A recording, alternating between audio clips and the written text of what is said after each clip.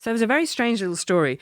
On the Reform's website, there was a candidate called Mark Matlock, who was a candidate in Clapham and Brixton Hill. Very little online presence and a clearly digitally altered photo. And this set off a lively little conspiracy theory that he didn't exist. Private Eye looked into it. It took about apparently 20 minutes to get him on the phone and confirm that he's just one of those blessed people who doesn't spend all their time on the internet. They do still exist, imagine such a thing. But he was real, and he just altered the photo in order to make it look like he was wearing a Reform-coloured tie. So case closed, I thought, last week. And then it comes back around again. And somebody on Twitter, someone with 36,000 followers, quite a big influential left-wing account, says, I think we should all look into this.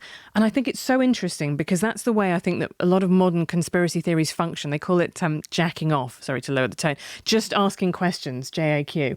And it kind of goes, isn't there something suspicious? And the difference between that and journalism is, unfortunately, in journalism, you have to go and find out if there is, in fact, anything suspicious. You have to make the phone call to the guy and find out whether or not he exists. Conspiracies are easy because you could just ask the question and you seem to be clever and sort of almost like you've got inside knowledge on something, but actually you're just asking a stupid question some of the time. Right, exactly. And I think that's one of the things that you just need to kind of keep stressing is that in journalism, we hear a lot of the time really lurid and interesting allegations. And that's where the phrase big if true comes to. And what it seems to me to be really interesting about that is that maybe people don't have the political education about the idea of paper candidates, which is something that I think as people who work in politics, you would just assume that was instantly common knowledge, right? The idea that parties like to run everywhere that they possibly can, but sometimes if they're smaller parties, they have trouble finding candidates. And so they say to someone, can you just be, put your name forward and you'll be on the ballot box. We don't have the resources to campaign for you. And if you're a party like Reform, you want to get short money, which is the money that is given to the opposition parties. And that's distributed both on a per seat basis and you get some per vote as well. So it is absolutely in your interest in funding your party going forward to stand in as many constituencies as you can. But the serious journalistic point, which you've made, but let's just put it up in lights. Millions of people followed, looked at, and I suspect believed a social media claim that there was a fake Reform candidate. And I suspect the number who now know the truth is in the thousands. There are people out there, probably listening to this podcast, who believe there was a fake Reform candidate. Let's be clear. There never was. Nothing was exposed. It wasn't clever journalism. They didn't find anything out. We weren't wimps because we didn't follow up the story.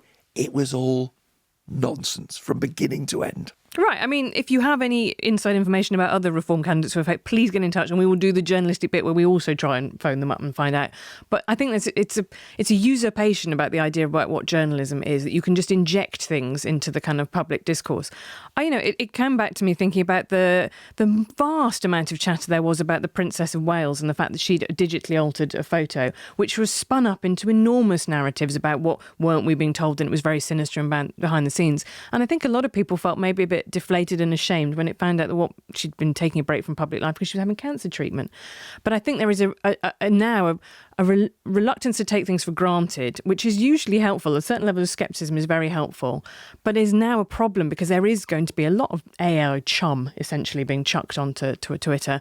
We saw a couple of big deepfakes during the election. There was one of Wes Streeting allegedly saying very rude things about pro-Palestinian campaigners. Now, he was in a seat that ran very close against an independent pro-Palestine. 500 votes as majority, I think. Yeah, it was a couple of hundred. So the thing is, you might see that because it surfaces a little bit on Twitter. What you have absolutely no idea is how that is transmitted through WhatsApp, which is kind of what my series, Helen left the chat, was about the fact that politics can happen on this subterranean level.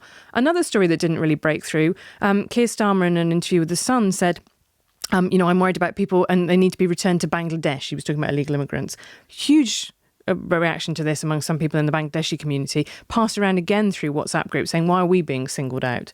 A councillor resigned over it. But that's the kind of thing that, again, very rarely rises to the surface. Yet for a particular demographic group, it is, absolutely something that gets talked about and is noticed. Just to explain the power of WhatsApp in this election, because it's what your series was doing and I think still is underappreciated, particularly, as you say, in particular communities, when someone can send a message to everybody on their phone, several hundred, maybe even 1,000 people, and it looks like fact coming from someone you know, rather than a dodgy bit of social media that you might be suspicious of, you can get a message out to the whole population virtually in an individual constituency within minutes and almost invisibly, can't you? But also you feel like you're in the in-group. That's the key thing. With a WhatsApp message, you feel like you've got the privileged information from being inside the tribe rather than, say, a public post on Facebook where you feel like everyone can have a look at that. Yeah, and I don't think it's unreasonable. I think I cover America a lot because my main job is at the Atlantic, but there is a feeling that the US media was slow and reluctant to report on concerns about Joe Biden's age. You know, you looked at the polling, lots of people were really concerned about it, and there is a feeling that it really struggled to get the attention that it deserved, which panders to exactly that feeling of there's something that is being kind of kept from us. So I think that is one of the, when I'm reporting, one of the things I'm most aware of is people do want that sense of being insiders, and WhatsApp groups give you that to you. Now, Meta, which owns WhatsApp as well as Facebook and Instagram, had to limit the number of times something could be forwarded because it was finding that in elections, particularly in the Indian elections a couple of years ago, there was just huge amounts of stuff swilling through it. And as you say, people would push it to everybody in their contacts book. Everyone in their contacts book would push it to everyone in their contacts book. And in places where there aren't such trusted state media or independent media, WhatsApp becomes a really powerful tool for people genuinely finding out what's going on. But in that kind of comes in as part of a sort of soup. The one thing I would say about WhatsApp is, luckily, a couple of years ago, they expanded the number of people you can have in a group. So there can now be a group of all the Labour MPs. There were so many of them that a couple of years ago, they would have had to have like Tier 1 Labour MPs and Tier 2 Labour MPs, which would have been an instant, source of massive upset and falling out in the Parliamentary Labour Party. But they cannot now all be in one WhatsApp group to leak from, let's be honest. My advice is don't. Yeah. Because the Tories paid a very heavy price for every Sunday there was just something coming out of a WhatsApp group, which is somebody just off the top of their head sounding off, suddenly is in print. It's real, it exists.